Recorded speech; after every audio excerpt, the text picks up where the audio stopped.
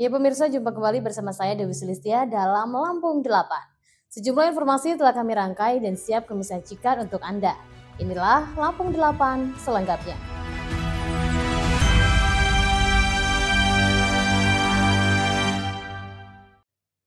Ya selanjutnya pemirsa, Gubernur Lampung Rahmat Mirzani Jausal menyampaikan bahwa pembangunan Koperasi Merah Putih KDMP di Lampung telah mencapai progres 35,8%. Meski demikian, Gubernur menilai sejumlah tantangan masih perlu segera diatasi agar program tersebut berjalan dengan optimal. Pemerintah Provinsi Lampung menggelar rapat monitoring pembangunan gerai koperasi Desa Merah Putih di ruang rapat utama kantor Gubernur Lampung pada Senin 19 Januari 2026. Rapat dihadiri Gubernur Lampung Rahmat Mirzani Jausal, Panglima Kodam 21 Radin Intan Maijen TNI Kristomei Sianturi, Kepala Dinas Koperasi dan UMK Provinsi Lampung, Pelaksana Tugas Kepala BPKAD Lampung, serta sejumlah undangan terkait. Menurut Gubernur Mirza, usai rapat salah satu kendala utama berkaitan dengan ketersediaan lahan yang luas dan berada di lokasi strategis. Sebab banyak aset milik desa maupun pemerintah kabupaten kota justru berada di wilayah pelosok sehingga sulit terjangkau oleh masyarakat. Padahal kata Gubernur Mirza, keberadaan Koperasi Merah Putih menuntut lokasi yang mudah diakses sehingga koperasi dapat benar-benar berjalankan fungsinya sebagai pusat aktivitas ekonomi warga. Selanjutnya, Gubernur Mirza menegaskan bahwa pemanfaatan aset daerah untuk pembangunan gerai Koperasi Merah Putih tidak menggunakan mekanisme tukar gulung. Sebagai gantinya, pemerintah Provinsi Lampung memilih skema sewa hibah atau pinjam pakai yang disesuaikan dengan ketentuan peraturan perundang-undangan. Sementara itu, untuk pembangunan fisik gerai, pemerintah pusat menyediakan dukungan pendanaan dukungan tersebut. Kata Gubernur Mirza, mampu mempercepat realisasi Koperasi Merah Putih di berbagai wilayah di Lampung. Sekretaris Daerah Provinsi Lampung Marindo Kurniawan menambahkan untuk memastikan percepatan pembangunan gerai Merah Putih yang merupakan salah satu program unggulan Presiden Prabowo Subianto tersebut, Pemprov Lampung siap mengoptimalkan seluruh aset yang dimiliki, termasuk aset milik pemerintah Kota Bandar Lampung dan instansi vertikal seperti BUMN selama memenuhi kriteria yang telah ditetapkan. Tadi memastikan percepatan pembangunan gerai Merah Putih. Untuk 15 kabupaten kota, alhamdulillah sudah mencapai hampir 40% pembangunannya dan sudah dalam pelaksanaannya. Hari ini tadi fokus ke pembangunan di Bandar Lampung. Bandar Lampung kita memastikan pemerintah provinsi ikut hadir aset-aset pemerintah provinsi yang mana yang bisa digunakan untuk pembangunan Merah Putih, Koperasi Merah Putih. Kemudian juga aset Kota Bandar Lampung, begitu juga dengan aset instansi vertikal yang ada, BUMN, juga semua kita maksimalkan potensinya karena di Bandar Lampung kan mencari lahan sekitar 600 sampai 1000 meter cukup butuh data yang bagus sehingga kita dukung semua. Pak Gubernur sudah memerintahkan aset pemerintah provinsi yang ada di Bandar Lampung maupun di kabupaten kota yang sesuai ya. Yang sesuai itu artinya luasannya 600 sampai 1000 meter, lokasinya di tempat yang strategis bisa dijangkau. Nah, apabila itu memenuhi kriteria tersebut dan memang tidak mengganggu pelayanan publik pemerintah Provinsi Lampung, maka kita akan gunakan untuk proses KDMP. Pun dengan tadi ada Bandar Lampung, Sekda Bandar Lampung juga diminta untuk berkoordinasi dengan Kodam dan Dandim setempat memastikan data aset yang ada. Sehingga kita pastikan dukungan pemerintah Provinsi Pak Gubernur untuk pembangunan KDMP itu bisa berjalan dengan maksimal dan optimal. Marindo menambahkan Gubernur Lampung telah meminta dilakukan pendataan menyeluruh terhadap aset-aset milik Pemprov Lampung, baik yang berada di Kota Bandar Lampung maupun di kabupaten kota lainnya, yang berpotensi digunakan untuk pembangunan KDMP. Dari Bandar Lampung, Tim Liputan Garuda TV melaporkan. Ya pemirsa, pemerintah Provinsi Lampung menargetkan peningkatan pendapatan asli daerah pada tahun 2026 melalui penguatan sinergi dengan pemerintah kabupaten kota guna mendukung pembangunan daerah yang berkelanjutan. Hal ini disampaikan Asisten Administrasi Umum Satdar Prof Lampung, Sulpakar, mewakili Gubernur Lampung Rahmat Mirzani Jausal saat memimpin rapat rencana kerja pajak daerah tahun 2026 di ruang Abung, Balai Kratun Kompleks Kantor Gubernur Lampung pada Senin 19 Januari 2026. Pemerintah Provinsi Lampung menargetkan peningkatan pendapatan asli daerah pada tahun 2026 melalui penguatan sinergi dengan pemerintah kabupaten kota guna mendukung pembangunan daerah yang berkelanjutan. Hal ini disampaikan Asisten Administrasi Umum Setda Prof Lampung, Sulpakar, mewakili Gubernur Lampung Rahmat Mirzani Jausal saat memimpin rapat rencana kerja pajak daerah tahun 2026 di ruang Abung Balai Kratun, Kompleks Kantor Gubernur Lampung pada Senin 19 Januari 2026. Sulpakar menjelaskan optimalisasi, pengelolaan serta peningkatan kualitas pelayanan pajak daerah menjadi instrumen penting dalam mendorong kontribusi PAD, khususnya dari sektor pajak kendaraan bermotor, bea balik nama kendaraan bermotor, pajak alat berat, dan pajak air permukaan. Dirinya mengatakan berbagai upaya koordinasi dan pembahasan telah dilakukan secara berkesinambungan guna memastikan target PAD yang telah ditetapkan dapat tercapai, bahkan berpotensi meningkat pada perubahan APBD tahun 2026. Terkait dalam rangka peningkatan pendapatan asli daerah kita, terutama dari sektor PKB, BPNKB, dan sektor alat berat dan pajak air permukaan. Nah, ini tentunya sudah kita lakukan rapat secara maraton dengan harapan dari 3 sektor ini kita bisa mengoptimalkan pendapatan asli daerah kita. Yang tadinya dari target yang sudah ditetapkan, kita harapkan di perubahan APBD 2026 yang akan datang kita mengalami perubahan kenaikan pendapatan asli daerah. Bukan sebaliknya, kita mengalami perubahan menurun. Nah, ini tentunya tadi kita undang karena dalam rangka peningkatan pendapatan asli daerah ini tentunya tidak mudah. Kita harus melibatkan semua komponen, terutama pemerintah daerah. Sehingga hari ini kami hadirkan di samping Kepala Samsat Kabupaten Kota merupakan perangkat pemerintah Provinsi Lampung, juga kita hadirkan Kepala Bapenda Provinsi Lampung. Karena kita akan mengoptimalkan pelayanan dari tingkat yang paling bawah, yaitu memberdayakan tingkat desa dan kelurahan. Kemudian nanti kita akan difasilitasi oleh pemerintah daerah dalam hal ini Bapenda dan Dinas Pemberdayaan Desanya, karena ada BUMDes tentu akan kita libatkan. Menurut Sulpakar, upaya peningkatan PAD membutuhkan keterlibatan seluruh pemangku kepentingan, terutama pemerintah kabupaten kota yang menjadi ujung tombak pelayanan langsung kepada masyarakat. Dari Bandar Lampung, Tim Liputan Garuda TV melaporkan. Ya, selanjutnya pemirsa, intimidasi pihak Satuan Pelayanan Pemenuhan Gizi SPPG Sekincau, Lampung Barat kepada Rafita Sari, wali murid yang memprotes menu diterima anaknya. Menuntut panjang meski wali murid sudah memaafkan soal intimidasinya. Pihak SPPG dipastikan akan berurusan dengan aparat penegak hukum.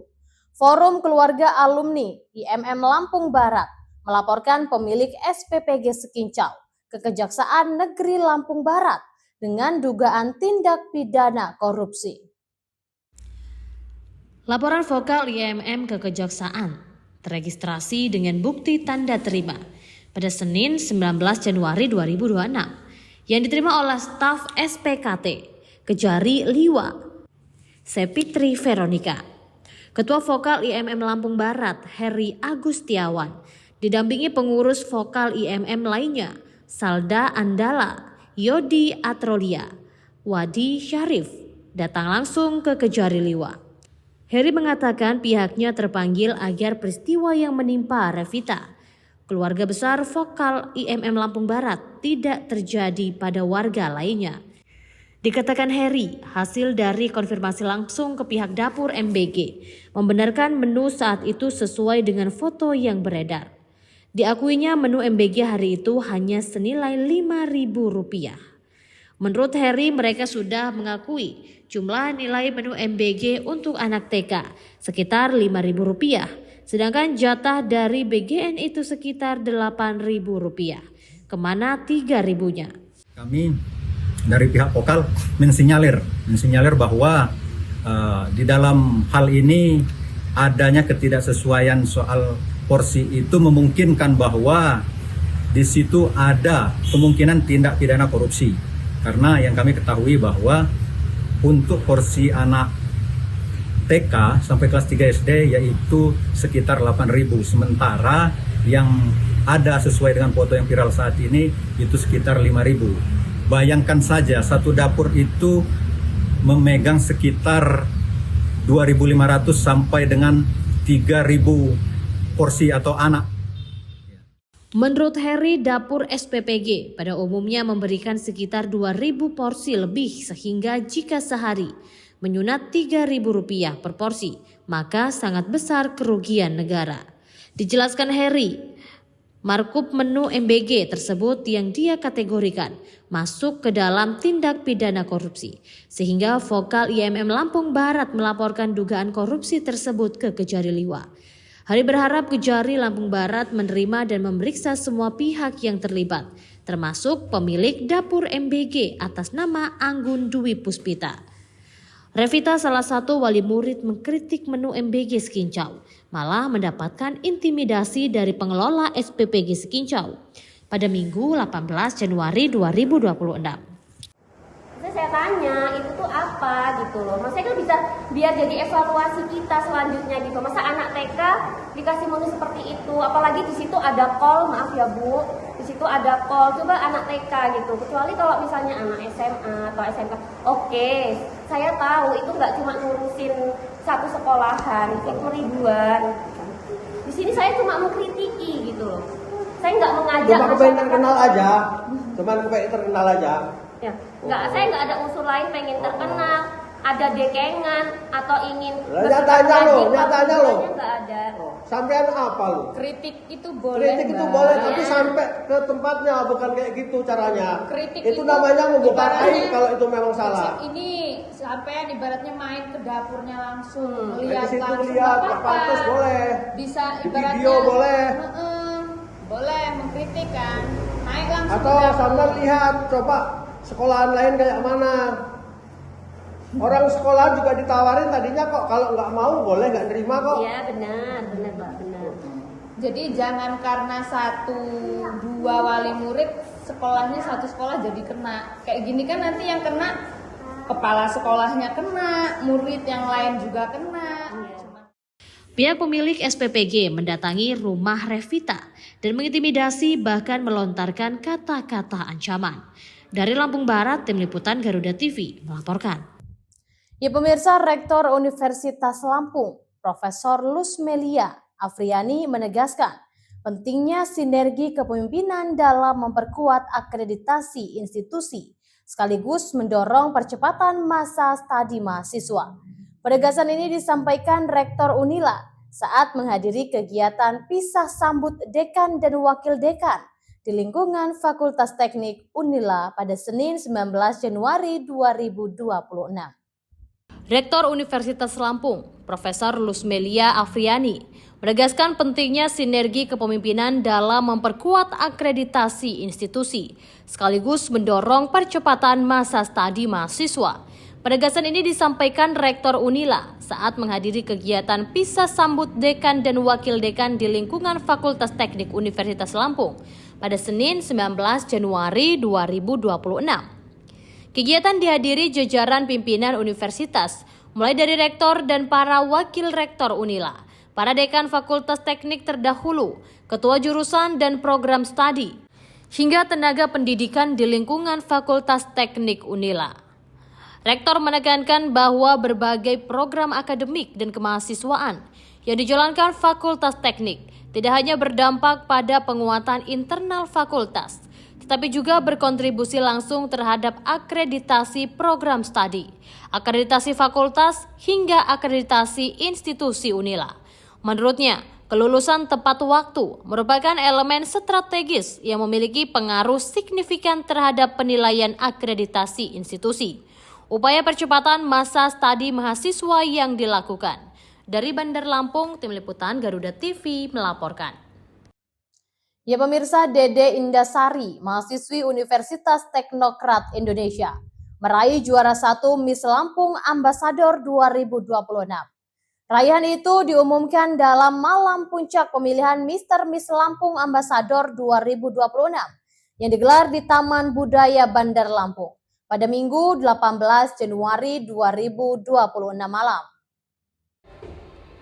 Dede Indasari, mahasiswi Universitas Teknokrat Indonesia, meraih juara 1 Miss Lampung Ambassador 2026.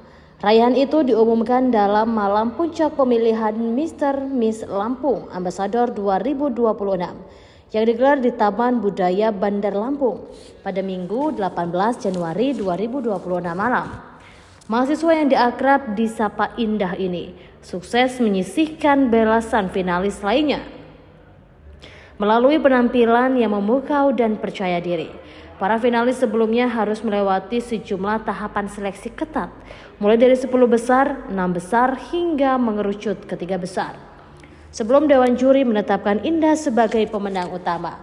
Malam puncak pemilihan Mr. Miss Lampung Ambassador 2026 berlangsung meriah dan dibuka dengan penampilan para finalis. Acara kemudian dilanjutkan dengan sesi perkenalan diri, parade busana, serta sesi tanya jawab bersama Dewan Juri yang menjadi penentu penilaian akhir.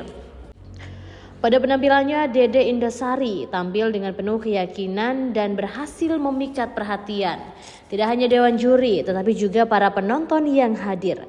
Hal tersebut tercermin dari antusiasme para pendukung yang memenuhi lokasi acara serta memberikan sorakan dan tepuk tangan meriah sepanjang penampilannya di atas panggung.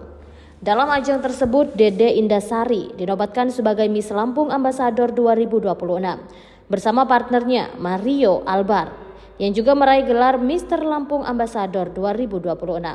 Dari Bandar Lampung, Tim Liputan Garuda TV melaporkan.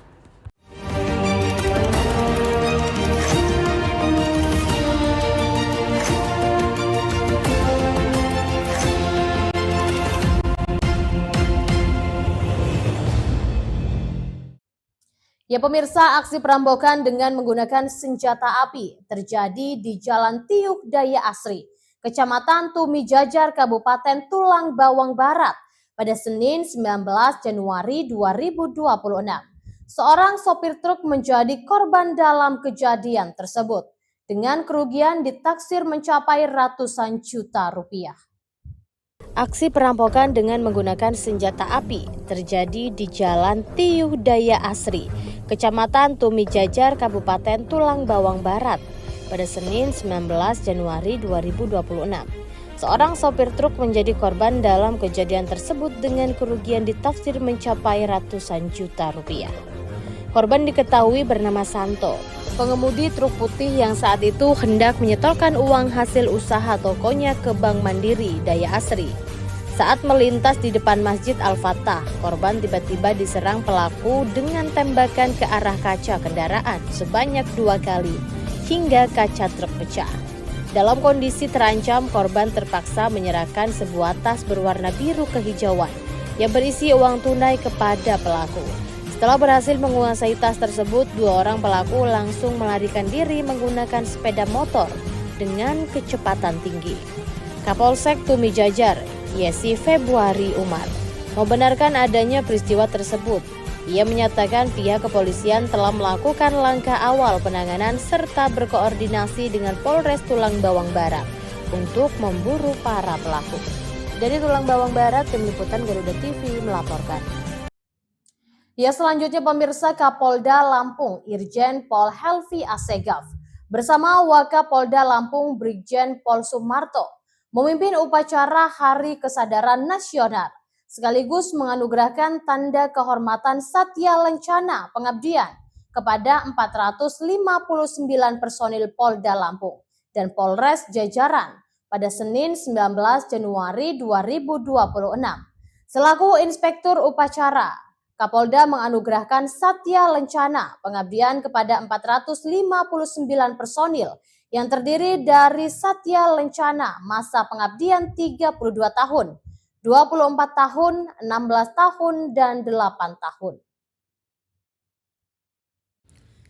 Irjen Pol Helvi Assegaf menegaskan pentingnya transformasi dan reformasi Polri yang berkelanjutan, sekaligus memberikan apresiasi atas dedikasi dan loyalitas personel dalam menciptakan situasi keamanan dan ketertiban masyarakat yang kondusif di Provinsi Lampung. Kapolda juga menyampaikan penghargaan tertinggi atas pengabdian para personel penerima tanda kehormatan tersebut. Kapolda menegaskan bahwa Polri saat ini berada dalam era transformasi menyeluruh. Sebagaimana ditegaskan dalam Kelomdikpol Polri, transformasi tersebut tidak hanya menyentuh aspek struktural, tetapi juga menyangkut perubahan nilai, moral, etika, dan orientasi penyelenggaraan yang berpusat pada masyarakat. Menurutnya Polri dituntut semakin adaptif, humanis, terbuka, dan profesional dalam menjawab dinamika perkembangan zaman. Usai upacara, Kapolda juga melakukan pengecekan kesiapan kendaraan roda 2, randis operasional sebanyak 38 unit yang digunakan personel untuk mendukung pelaksanaan tugas di lapangan. Dari Bandar Lampung, Tim Liputan. Ya pemirsa, mantan Kepala BPN Lampung Selatan, Lukman, bersama 2 terdakwa lainnya, menjalani sidang mendengar keterangan 9 saksi perkara Tipikor, penerbitan hak atas tanah milik Kementerian Agama Republik Indonesia di Desa Pemanggilan Kecamatan Natar, Lampung Selatan, seluas 17.200 meter persegi. Pengadilan Tipikor Tanjung Karang menggelar sidang meminta dan mendengarkan keterangan saksi dari pihak jaksa penuntut umum perkara penyebutan tanah milik Kementerian Agama Republik Indonesia, Senin 19 Januari 2026. Terdakwa Lukman selaku mantan Kepala Badan Pertanahan Nasional Lampung Selatan, Teresia selaku pejabat pembuat akta tanah atau PPAT di BNP Lampung Selatan, dan Tio Stepanus Sulistyo selaku pengusaha dan pembeli tanah. Ginda Ansori selaku kuasa hukum dari terdakwa Lukman mengatakan, perkara atau persoalan pada tahun 1983 sudah dimulai. Kemudian di tahun 2003, pada saat pemagaran ada yang datang mengklaim status kepemilikan tanah. Dan pada tahun 2024, orang tersebut datang dengan menunjukkan surat tanah. Dalam proses perdata sebelumnya, dimenangkan oleh Tio selaku pemilik. Dari Bandar Lampung, Tim Liputan Garuda TV, Hermawan Kanujaya melaporkan. Ya pemirsa, seorang tersangka kasus pencurian hewan ternak yang diungkap Polres Pringsewu meninggal dunia setelah dihadiahi timas panas di bagian kakinya. Pencurian terjadi di Pekon Sukoharjo, Kecamatan Sukoharjo, Kabupaten Pringsewu, pada Sabtu 10 Januari 2026, sekitar pukul 3 dini hari. Dalam kejadian tersebut, pelaku menggondol 2 ekor sapi milik warga dari dalam kandang. Kapolres Pringsewu AKBP M. Yunus Saputra saat konferensi pers di Mapolres Pringsewu pada Senin 19 Januari 2026 menjelaskan tersangka bernama Chandra, berusia 32 tahun, warga Desa Bulusari, Nuban, Kecamatan Bumi Ratu, Kabupaten Lampung Tengah. Chandra ditangkap petugas dalam rangkaian pengungkapan kasus pencurian sapi lintas kabupaten. Saat dilakukan penangkapan, Chandra diketahui sedang dalam pengaruh narkoba. Diterangkan Kapolres saat penangkapan, tersangka melakukan perlawanan sehingga petugas melakukan tindakan tegas, terukur dengan melumpuhkan di bagian kaki. Setelah diamankan, tersangka kemudian dibawa ke rumah sakit untuk mendapatkan perawatan medis. Namun berdasarkan keterangan dokter yang bersangkutan, dinyatakan meninggal dunia. Menurut keterangan medis, tersangka mengalami syok kardiogenik yang menyebabkan jantung tidak bekerja secara normal. Yunus menegaskan tindakan kepolisian dalam proses penangkapan telah dilakukan sesuai prosedur. Pihaknya juga memastikan seluruh tahapan penanganan terhadap tersangka telah mengikuti ketentuan yang berlaku. Kasus pencurian hewan ternak tersebut melibatkan komplotan yang telah beroperasi selama lebih dari 3 tahun di sejumlah wilayah, termasuk Pringsewu, Pesawaran, dan Lampung Tengah. Hingga kini polisi masih memburu beberapa pelaku lain yang masuk dalam daftar pencarian orang. Dari Pringsewu, Tim Liputan Garuda TV melaporkan. Ya, selanjutnya pemirsa, niat mencuri besi di sebuah gudang di Kecamatan Ketapang, Lampung Selatan.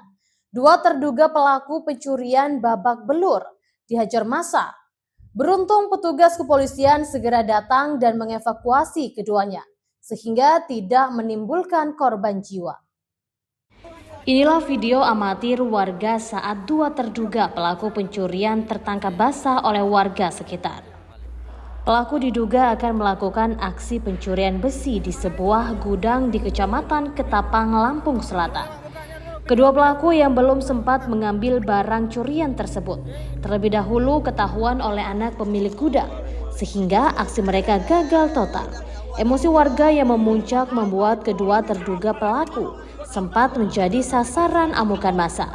Beruntung petugas kepolisian segera tiba di lokasi dan berhasil mengamankan serta mengevakuasi keduanya dari kerumunan warga. Akibat kejadian tersebut, kedua pelaku mengalami luka-luka dan langsung dibawa ke puskesmas terdekat guna mendapatkan perawatan medis. Salah satu pelaku diketahui mendapatkan 4 jahitan di bagian kepala akibat amukan massa. Kanit Reskrim Polsek Penengahan, Ibda Teguh Noviardi, membenarkan adanya kejadian tersebut saat beraksi. Kedua pelaku berinisial F dan A, warga Kecamatan Kalianda. Keduanya sempat menyembunyikan sepeda motor di kebun sekitar gudang. Namun sebelum memasuki area gudang, aksi keduanya dipergoki oleh anak pemilik gudang. Keterangan dari kedua orang pelaku, niatnya mau mengambil besi yang di gudang di sumber nadi tersebut. Tapi belum sempat terjadi. Menurut keterangan dari pelaku, karena berhubung besi yang mau diambil ini gede, jadi mereka nggak jadi melakukan dan keburu ketahuan sama pemilik gudang. Untuk kondisinya sekarang sudah kita amankan di Polsek. Keadaan sudah dilakukan tindakan medis, yaitu ada yang diobatin pakai obat merah dan ada yang dijahit. Kurang lebih 4 jahitan di kepala. Saat ini kedua terduga pelaku masih menjalani pemeriksaan lebih lanjut di Polsek Penengahan. Sementara itu, petugas kepolisian telah mengamankan barang bukti berupa 1 unit sepeda motor dan sebuah gunting yang diduga akan digunakan saat beraksi. Dari Lampung Selatan, Tim Liputan Garuda TV, Hari Afriansyah melaporkan.